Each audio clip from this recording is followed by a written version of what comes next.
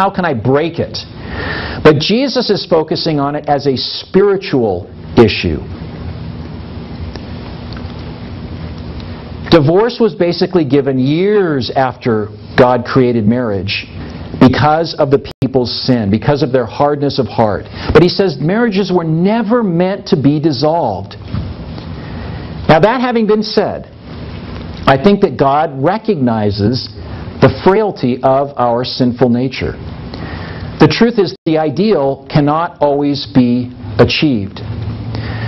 Jesus spoke many times about what the real intent of God's character is. He said, you've heard it said, thou shalt not murder. And people thought, oh, I'm justified because I've never killed anyone. And Jesus said, yeah, but have you ever hated anybody in your heart? You might as well have murdered them. It's all about character, and it goes way, way deeper. The truth is that we fall in many ways on many days. And Jesus is bringing up this as one point. He's saying, you guys failed to live up to my ideal.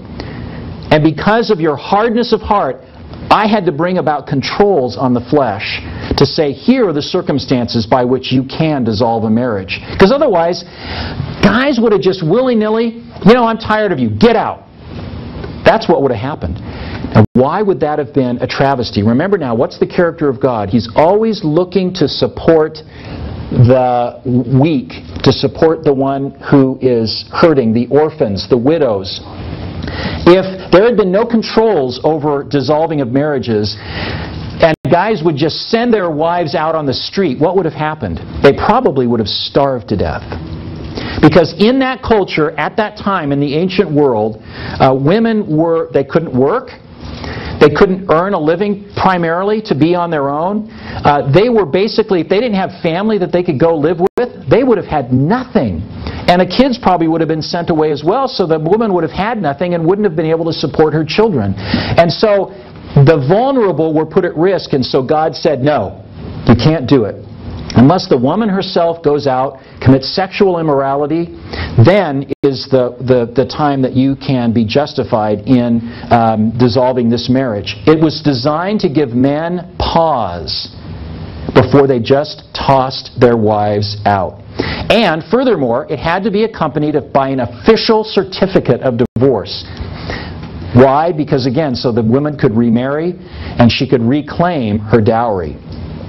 Now, the Pharisees answered Jesus by saying, well, why did Moses command that we can issue a certificate of divorce? And Jesus comes back and he says, Moses allowed you to divorce. Two different words are used there.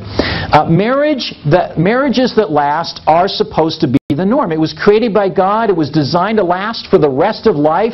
There are many, many reasons for that, other than just the fact that God designed it that way. It's also because it's a picture. It's a picture of the relationship between Jesus Christ and His bride. And does Jesus divorce His bride? No, absolutely not. He holds her. He cherishes her. He lays down His life for her. But God allowed divorce with restrictions because the people were so hard-hearted towards that ideal that God had shown them. Sexual immorality, by the way, is the Greek word porneia, where you can tell what words that we get from that. It covers basically a broad range of infidelity on both the husband and the wife's part. So that basically brings us back to the main question. Is marital infidelity the only reason that people, and specifically we're talking here about Christians, can divorce? Was, in this scripture, Jesus creating a standard to be applied universally in all situations, in all years, under all circumstances? Is that what the intent of Jesus was within this context? I don't think so. I think there's actually a bigger thing that's going on here.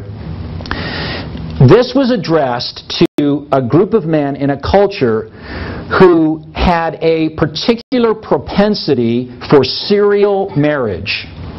Serial marriage is basically when you marry somebody for only as long as you want to be married to them, and then you throw them out, write them a certificate of divorce, and you go on to marry somebody else. You might as well have been committing sexual immorality. And that's basically what Jesus is saying.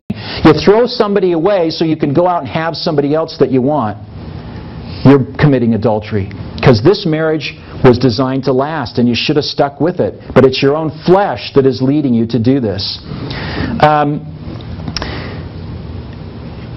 In the culture that these words were being spoken, in the Jewish culture, like I said, only men could instigate divorce, but in the Gentile world that surrounded them, women could also initiate divorces. So here's kind of the bottom line so far, and that's that we ought to be willing to set aside our own pride and work hard so that God's ideal of lasting marriages will continue. And because of that, we need to enter into that covenant of marriage very, very carefully, because it was never designed to be broken. But I think that having been said, there are conditions where divorce is really the only option. I'll just mention two to you. One is divorce. Or excuse me, one is, one is abuse. If there is abuse that's taking place in the home, then that, to me, is a more weightier sin than if somebody is going to dissolve their marriage. Here's another one. What if a spouse has been declared legally dead and has been missing, but they have no idea where that person is and they never come back? Is divorce this terrible sin that God is going to, condemn you for? I don't think so.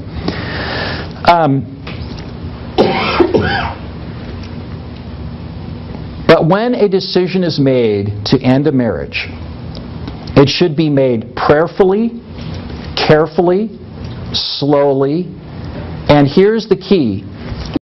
What is going to reflect the character of God most brightly in that situation? When people look at it, are they going to be pulled away from God? Or are they going to go, wow, I love the Lord. I want to be like Him. The law can basically be summed up in 4 words. Love God and love others.